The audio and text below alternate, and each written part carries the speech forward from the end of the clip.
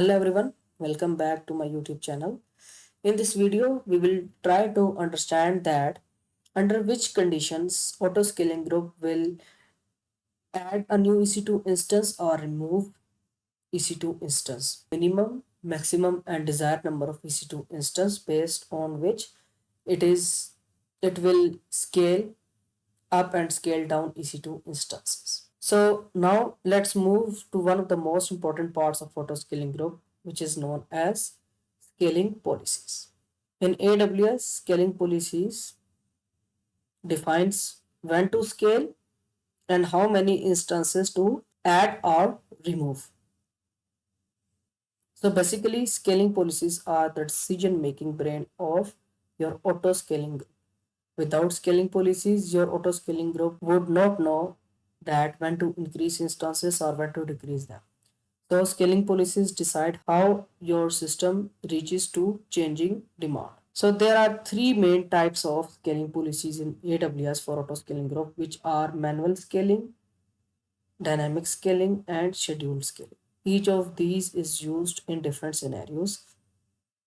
Some are simple and manual, while others are fully automated and intelligent. In real world production environments, we mostly use dynamic and scheduled scaling. So these two policies are used in real world environments or scenarios. Let's start with the manual scaling. In this approach, you manually change the desired capacity of your auto scaling group. For example, you go to console and change the desired capacity from 2 to something, suppose 6 or 3 to according to your new need, suppose which is 8.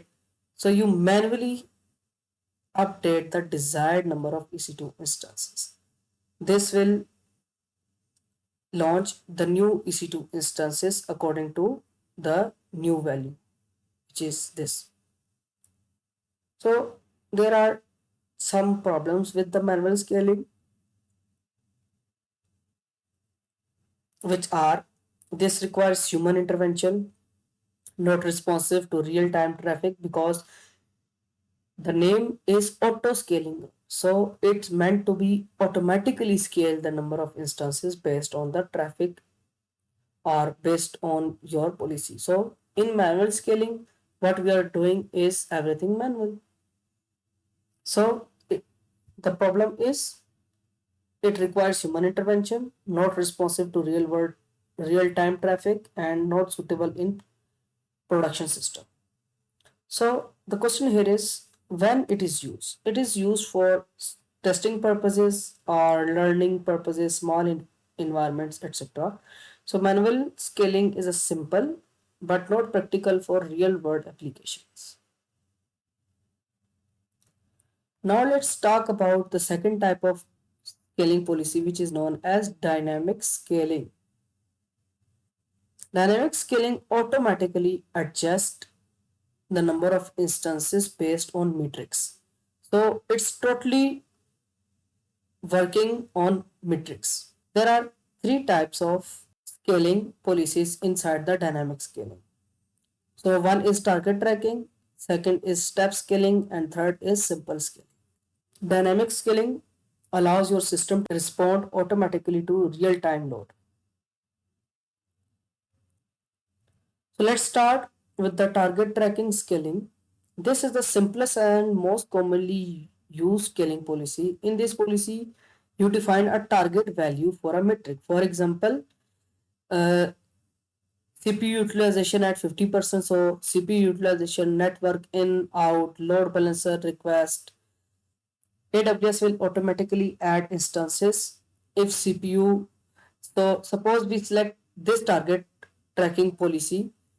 So based on this policy, autoscaling group will add or remove EC2 instance. So suppose this was set to 50%.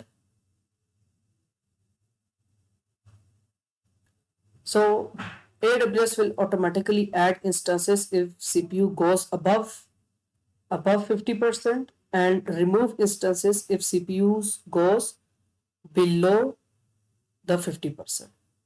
So this is the target tracking policy and this is just the one category. We can choose load balancer request, network in and out, and there are many more options. So I'll show you when we were doing the hands-on.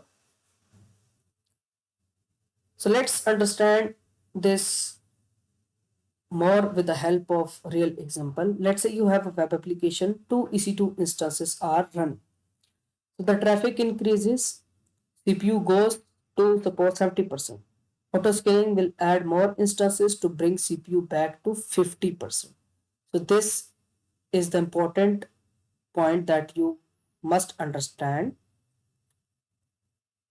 Autoscaling will add more instances to bring CPU back to 50%. So it will make sure that every EC2 instance, which is a part of autoscaling group, will have CPU utilization up to 50%.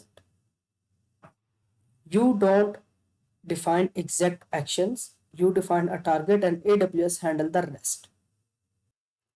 Now let's talk about step scaling. This is more advanced version of scaling. Instead of simple rules, scaling happens in step. So that is why it is known as step scaling. For example, let's understand with the help of example. If CPU reaches 60%, add one instance. If CPU of a particular EC2 instance, which are part of autoscaling group, reaches 80%, add two instances. If CPU suppose reaches 90%, then add three more instances. So the scaling action depends on how much load increases. Let's understand with the real scenario. Imagine a sudden traffic spike to your EC2 instances, which are part of autoscaling group. So CPU jumps from 40 to directly 85. Instead of slowly adding one instance, AWS can directly add multiple instances. So step scaling reacts more aggressively to large spikes in traffic. Now let's look at simple scaling.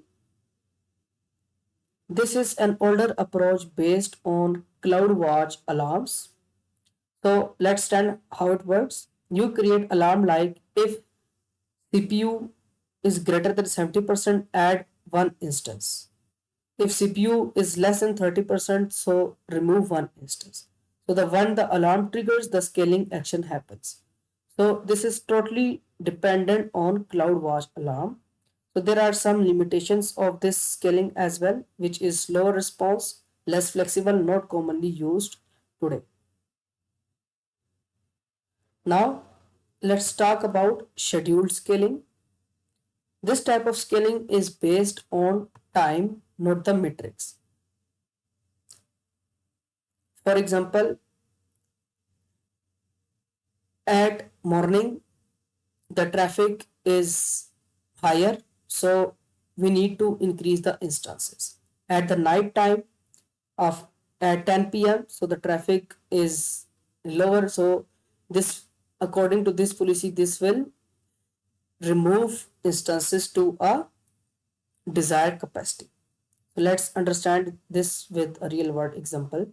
Imagine a business website, high traffic in the morning and low traffic at the night. Instead of waiting for CPU to increase, you scale before the traffic arrives. Schedule scaling is useful when traffic patterns are predictable. So let's say we know that the application which is hosted on EC2 instances, which are part of autoscaling group, are getting higher traffic at the daytime and lower traffic at the night time. So when the traffic is higher at the daytime, so then it will increase more instances up to maximum. And if the traffic is lower at the night time, then it will scale down the number of instances to the desired capacity or the minimum. So let's take a real world scenario. As I already have told you before, a website get heavy traffic between 8 to 10 a.m. and again between 6 to 8 p.m. Using scheduled scaling, Auto-scaling group increases capacity during peak hours and reduces capacity during off hours. This ensures high performance during peak time and cost saving during low time. So this is how companies optimize both performance and cost. Now let's understand the most important concept. Scaling policies. Scaling policies do not directly launch instances. Instead, they adjust the desired capacity of the auto-scaling group. And then auto-scaling group ensures that the number of instances stay between minimum and maximum. New instances are launched or terminated accordingly. So this is it for this video. In the next video, we will do hands-on to understand the concept of auto-scaling group.